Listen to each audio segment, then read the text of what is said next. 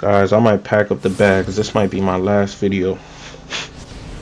This might be the last video I ever make. Star sapphires are acting irrationally, even for them. I try to record this not once, not twice, not 3 times, but 4 times. Every time I keep messing up the audio. Be careful though. First 2 times the audio was not recording. The third time, the third and the fourth time, like I went to submit the audio, and for some reason I ended up pressing circle, and all the audio just got deleted. So this time I'm not doing nothing extra at all. I'm gonna just explain, get the video out the way, and I might just toss some music at it. I don't know, but at this point I'm fed up. I'm fed up. Like damn. But anyway, you load up into this elite alert, right? I see no one's tanking. I'm like, all right. Rage Loren doesn't want to switch to tank, so I'm like, all right, fuck it, I'll do it. I got tank gear, not the best gear. Only thing is I don't have no artifacts, so I'm at a disadvantage there, or at least that's what I thought. On my ice tank at this level, man, it was a grind. It was a true grind. I was struggling. My rage tank at this level, doing shit my ice tank does now. I'm like, what the fuck? I'm starting to really see the hype around rage. I'm starting to understand it. Where ice is easy entrance, I'll say entry level, and then as you progress, you know, it takes more skills.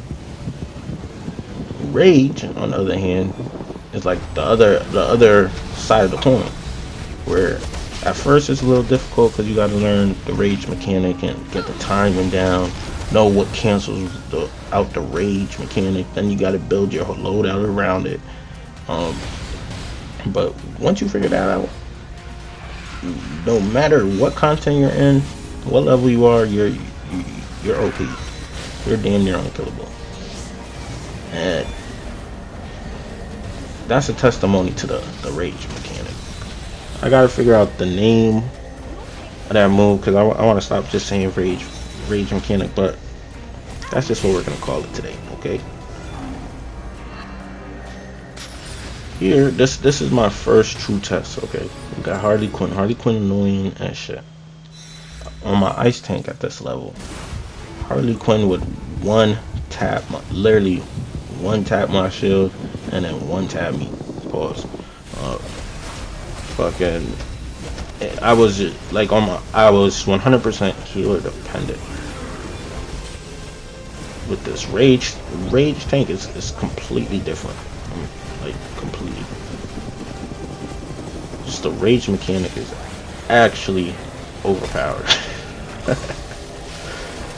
Like, I should not be able to take this much abuse and still be alive, because my ice tank couldn't do it at this level. So I do understand why people say rage tank is easy mode. It's not. I mean, it's easy mode. I wouldn't say it's as easy as fire, right? I mean, I don't want to talk too much on fire yet. I'm most likely gonna change one of my ults to fire just so I could get a modern day feel for it. But essentially, fire was the easiest tank. Because all you gotta do is, back in the day, bust a heal, block. Bust a heal, block. You press one button, your health go all the way back up to full. And that's all fire tanker was. Straightforward. Press 1 or 2 buttons, your life going back up. Don't need a healer. Right? So back in the day, everybody was just cheesing fire tanks. Ice tank was like almost from the get-go, from the start, low key. Ice tank was. I will say this: when back in the day, the OGs know this. Like back when the ice skin, it actually covered your whole tune, and it was like a mini ice elemental. That's when I would say ice was like prominent.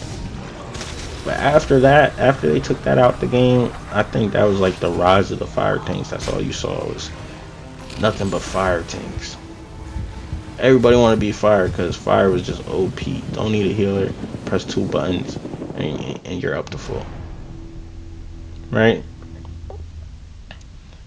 Now we got Rage. When Rage came out, Rage took the world by storm. I'm not gonna lie, and I'm understanding why. See, when I was Rage back in the day, I didn't really like it because I went into it thinking it was gonna be something like Hard Light, where we have a whole bunch of combos. You know, the combos string together like Hard Light, and when I saw it wasn't like that, I was disappointed. I was so disappointed. I was like, fuck it, I'm going back to Earth. Because if you didn't know before, like I was an ice fanatic, I was an earth fanatic. Um, so I've been every tank power. Started off fire, right? Went atomic next. Then I went earth. Then I went rage for like no more than 3 or 4 days. And then after rage, I went back to earth. Notice how I didn't even touch ice yet. The way how I got to ice tank it was I got so sick and tired of just jackhammer. You know, every day just jackhammer, everything jackhammer. Oh, I see you. You want to fight? Jackhammer. Block. Jackhammer. What? Guess what? Jackhammer. Everything just jackhammer. I got tired of it. So I was like, but I like Earth so much. I was like, damn, how can I still get my fix, but like not be Earth? So I took the components of Earth and I split it up. The way how I looked at Earth, it was like a mixture of ice and sorcery. So sorcery being the pet aspect, you know, they basically had the same pet system, and then ice being the damage mitigation, and then the shielding. Even though Earth only has gemstone shield, still the damage mitigation was decent, especially when you had like stone skin and shit like that. So that's how I became an ice. And it's funny because my feelings as a kid, that used to be the Earth tank, and I changed him to sorcery, and now he's a healer.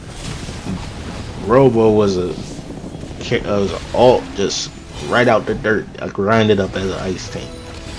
Became my new main. I feel I want to change the name because I was younger when I chose that name, man.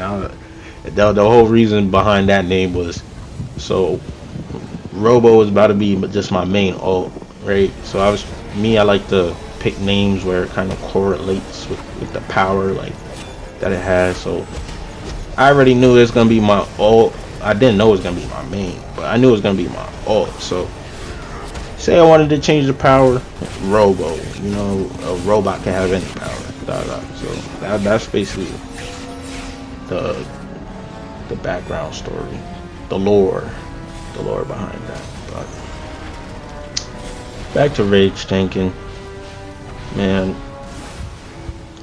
I didn't really give rage a full, true chance, to be honest. And what made me really wanna make a rage tune now was just the DPS. Like, I just remember rage DPS being crazy, especially melee being up close and personal. That's perfect. That's how I like to play, up close and personal. So it's almost just fitting.